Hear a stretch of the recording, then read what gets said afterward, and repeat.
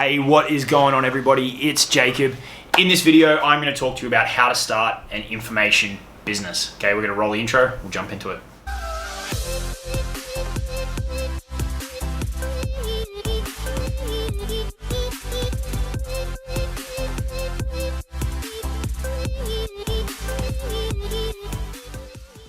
All right, what's going on, everyone? So before we jump into this one, if you could go ahead and smash the like button, that'd be much appreciated. It helps us get this content out to more people. Okay, if you got any questions or comments, feel free to leave them below. Myself and my assistant will get back to you throughout the week. Okay, so how to start an information business. Okay, this is a question that pops up quite a lot. People want to get into the info game. They want to sell their knowledge, or they want to sell somebody else's knowledge and expertise as an affiliate, right? They see the power of this high margin business model. They see the opportunity here in 2021 and going forward of what an online business like this can do, but they're just not sure the best way to get started. Okay, so I wanted to film a video and break it all down. Okay, now just so you know, this is from personal experience building an online business in the info space, both selling other people's products and my own products from scratch to the 7-figure mark. Okay, so you're not listening to somebody who hasn't done it. You're not listening to someone who's just read a book and sprouting theory.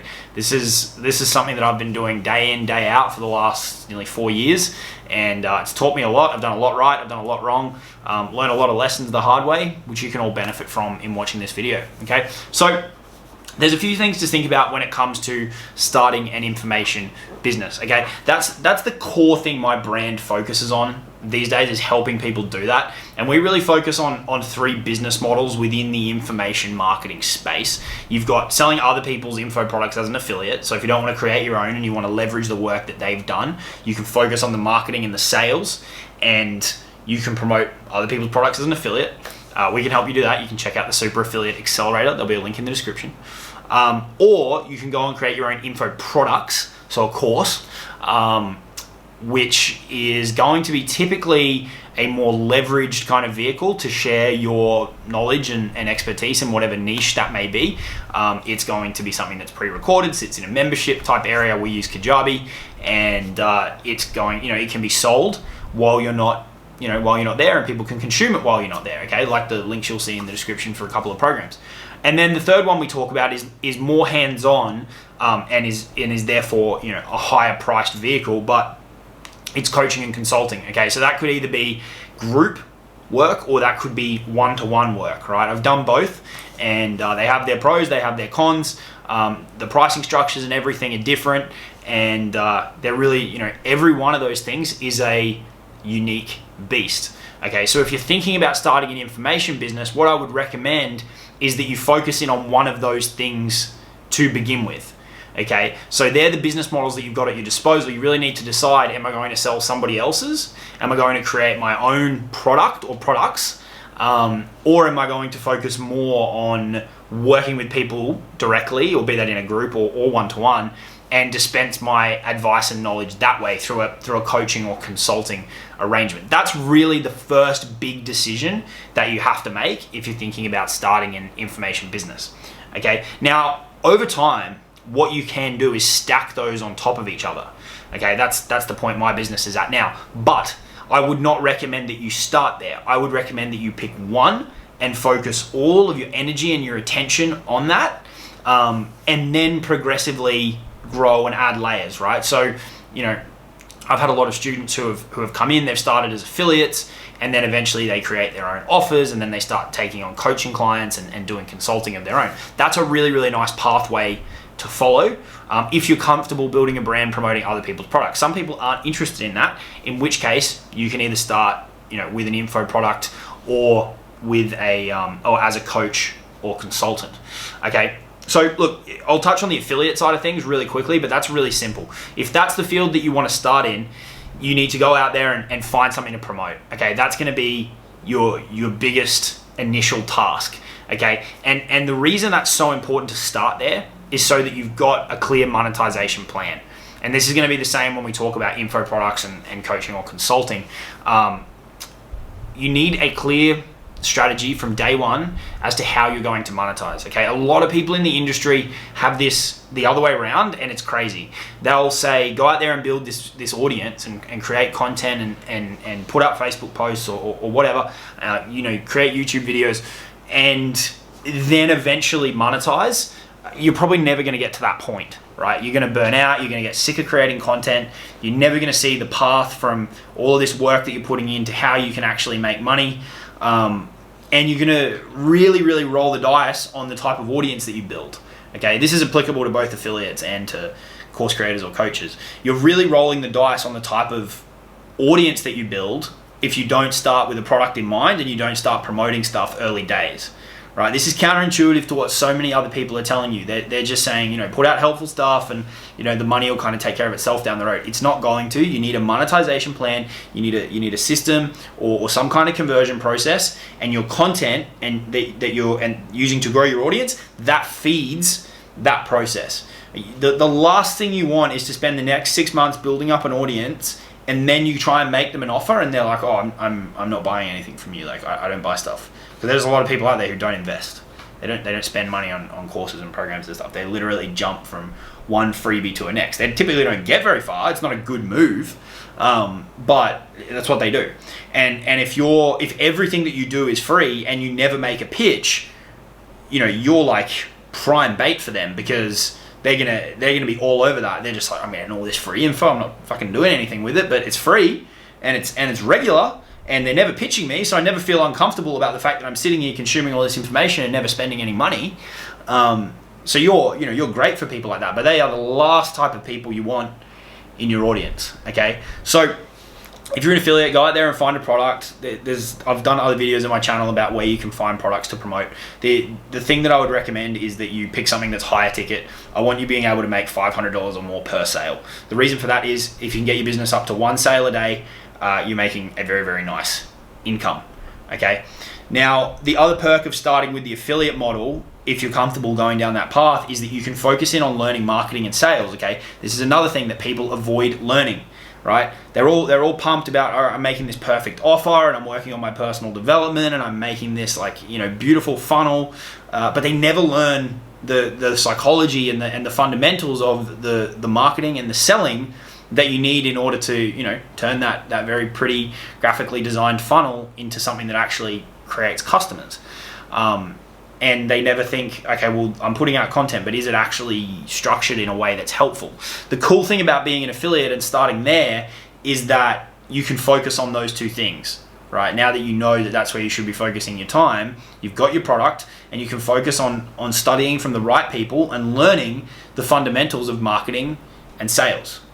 Right, that is going to serve you very, very well today, but also for the long term. This is why so many of my students have been able to do really well in the affiliate space and then go on and crush it with their own offers, is because they learnt the right stuff when they were starting out as an affiliate. They weren't chasing, systems and done for you stuff and like loopholes and all this kind of shit that's out there. They were learning the really unsexy stuff of the fundamentals of marketing and sales. So that's the cool part if you want to start in the affiliate space. And then what I'm going to talk about for the info products and the coaching and consulting is really the same, okay? So on those two, business models that you've got, your product or your offer, again, it should be something that's high ticket. It should be something where you've got the possibility of earning $500, $1,000, even a couple of $1,000s per sale, especially if your time is involved in it and you're moving more into that coaching consulting realm. You don't want to be giving your time away cheap, right? I did that when I started and it's not a smart move. You don't want to underprice yourself, because you as you take on more and more customers, your life is going to be a living hell and you're not going to be making the money that you want to be making, and your calendar is going to be full and you're going to have tons of people bugging you, and it's going to be a mess. Okay, so if you roll out a course or an info product, or you get into the space of working with people either in a group setting or one-to-one, make sure you're not underselling yourself. Make sure you're putting the right value on your time.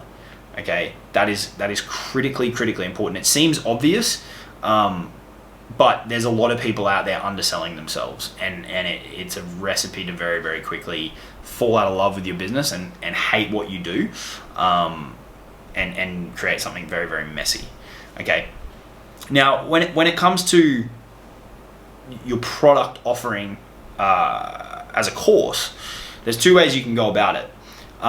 You can either create it and then sell it, or you can pre-sell it. Okay, now this is going to depend if you've got an audience. This is going to depend if you've got an email list or a Facebook group or people on your Facebook profile. If you've already got some kind of audience and you're just trying to get the product piece off the ground, you can absolutely go ahead and pre-sell it. And I'm going to do a separate video on the ins and outs of pre-selling a course.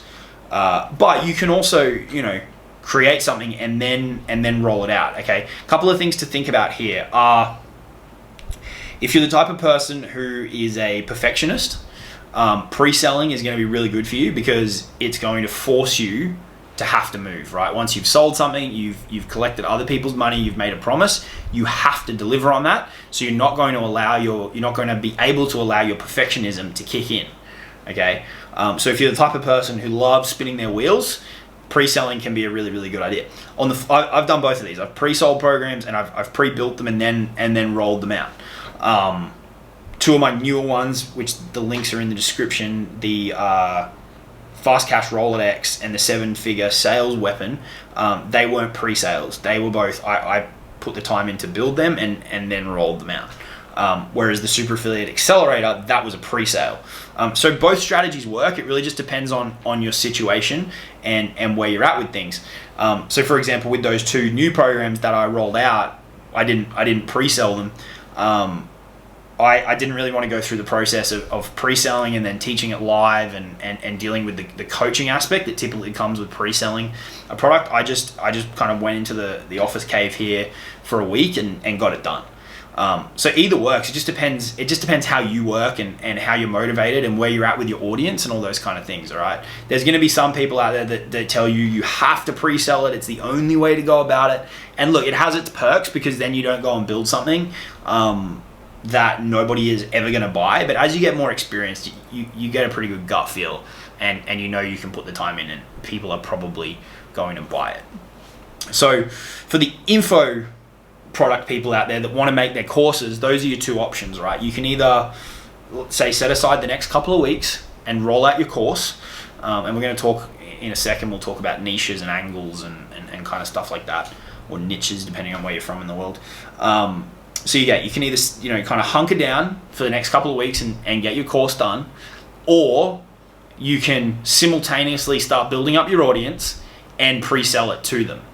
Okay, so they're both the options that you've got at your disposal, but pick one of them and execute on it quickly. It's the same as the affiliate marketing stuff. Execute on a plan quickly to get an offer in place so that you're not building up this audience with no real monetization plan and just attracting a bunch of freebie seekers. Okay, I fell into this trap when I first started. I was like, I'm just going to give people a ton of value. I'm not going to have any links. And then when you first make an offer, it's like weird because they're not used to it. They're like, I'm not used to Jacob selling me stuff. So I had to learn that the hard way. Okay, so take that advice on board. That's going to be harder advice to hear if you have like a weird dynamic with selling, or if you haven't kind of wrapped your head around the fact that really direct marketing and really direct sales and giving people a call to action and having to follow up with people and do all these kind of things that's critical. It's not a nice to have marketing and selling. It's a must have. So if you're early on in the phase of understanding all that, kind of aggressively monetizing is going to be a weird thing, but it's where you're going to end up. So I'm just trying to shortcut the learning curve for you there. All right. Now, the last bucket, your coaching and consulting in terms of an offer, this can come in, a myriad of different forms, but it doesn't need to be complex. This is actually a really, really cool business you can set up very, very simply.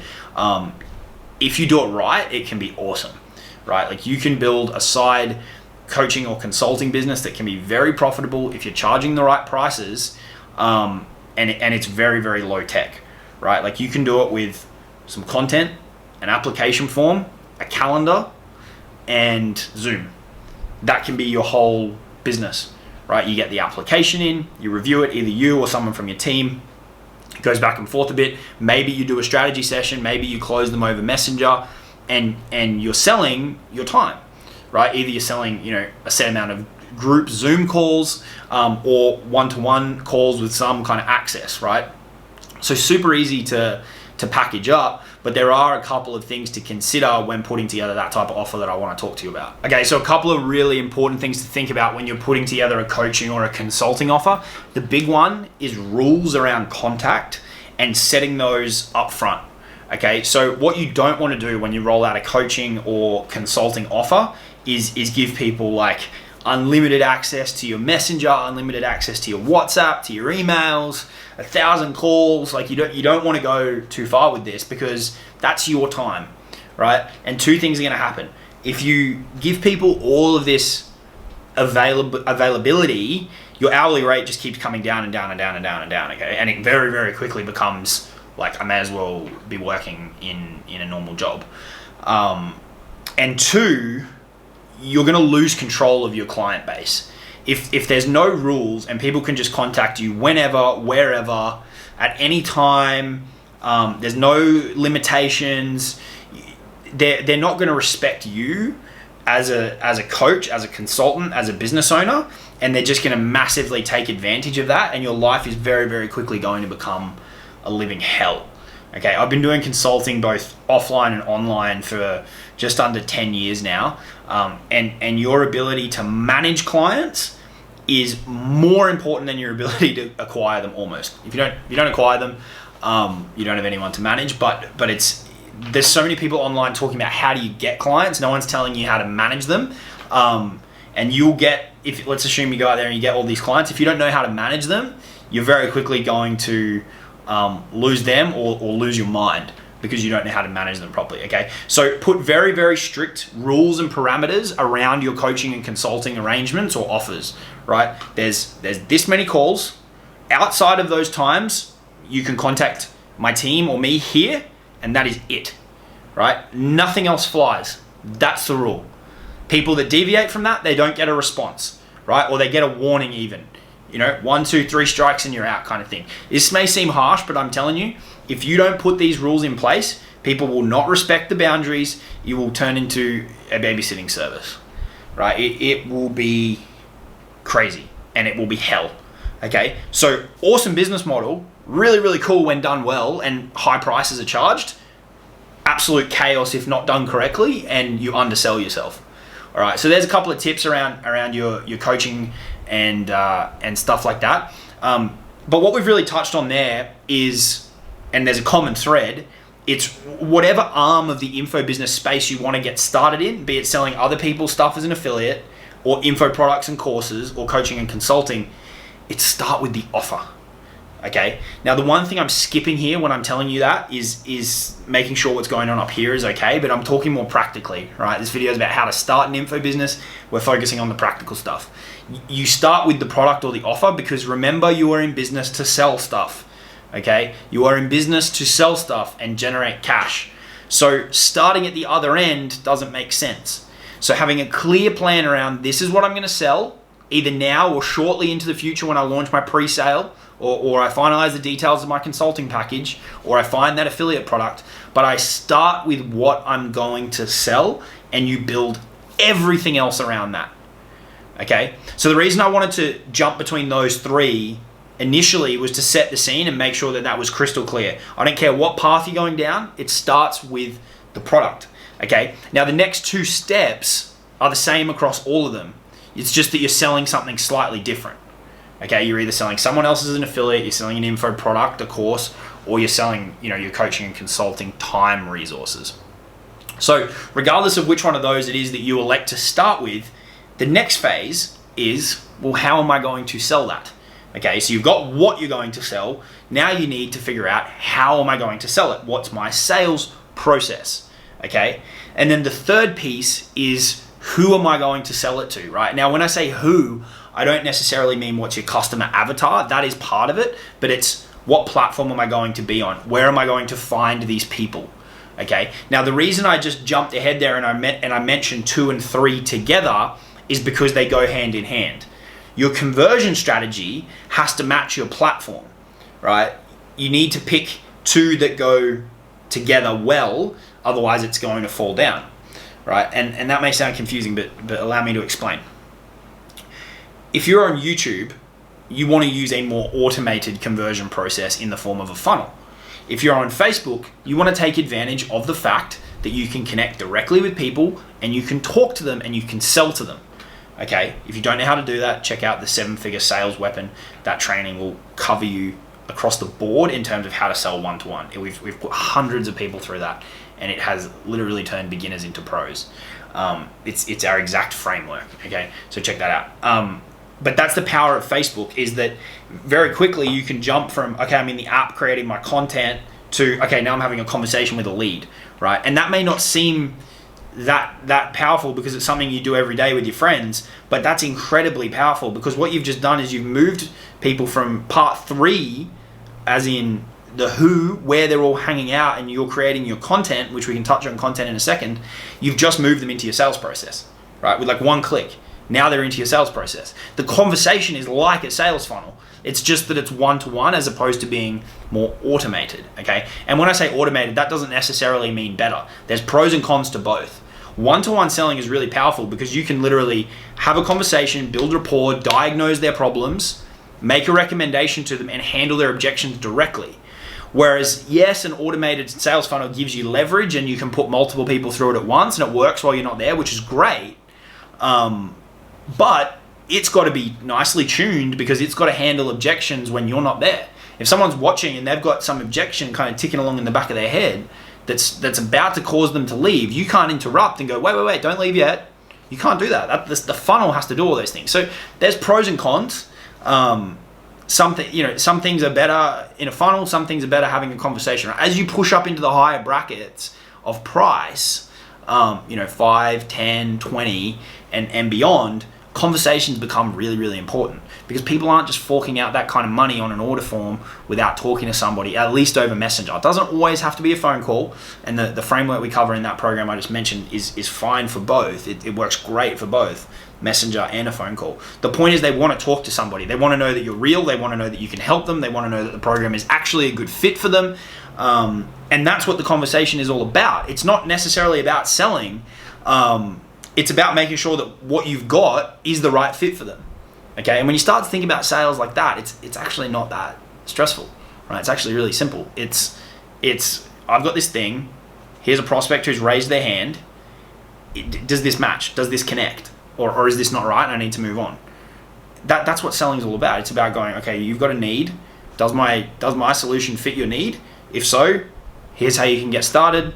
I've got a couple of questions, objections, handle them, and you close the deal.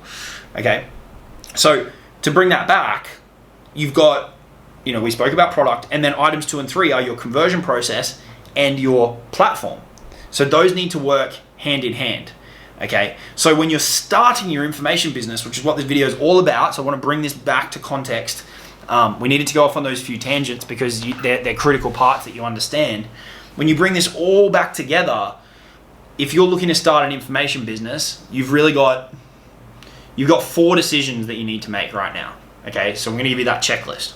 The first one is you need to decide which of those business models are you going to use. Are you going to sell someone else's products as an affiliate?